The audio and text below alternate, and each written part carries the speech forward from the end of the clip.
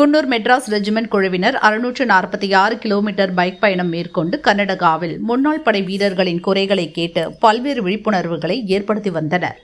இவர்களுக்கு Wellington MRC commandant கிருஷ்ணனேந்து Das உட்பட இராணுவத்தினர் வரவேற்பு அளித்தனர்.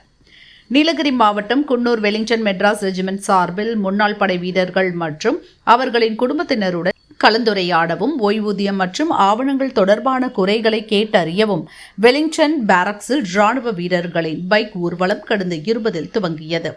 கேப்டன் முனிஷ்குமார் தங்கர் தலைமையில் இளநிலை ஆணையர் அதிகாரிகள், ராணுவ வீரர்கள் உட்பட 8 பேர் கொண்ட குழு கர்நாடக மாநிலம் மாண்டியா, மைசூரு, சிக்கமங்களூரு உட்பட 6 மாவட்டங்களில் 646 கிலோமீட்டர் தூரம் பயணம் செய்தனர்.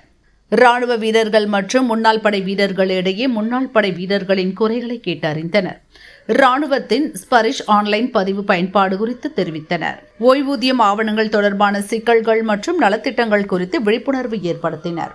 1971 போரில் உயிர் நீத்த ராணுவ வீரர் ஹரிஜனா சுப்பையா முத்தண்ணாவின் தாயார் பூவம்மாவின் சொந்த ஊருக்கு சென்று பங்களாதேஷ் அரசிடம் இருந்து பெறப்பட்ட நினைவு பரிசு மற்றும் பாராட்டு கடிதத்தை வழங்கி கௌரவித்தனர்.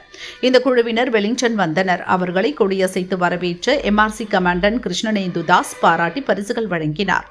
ராணுவ குழுவினரை நோடல் அதிகாரிகள், மாவட்ட சைனிக் வாரிய அதிகாரிகள் உட்பட ராணுவத்தினர் ஆதரவளித்து பாராட்டு தெரிவித்தனர்.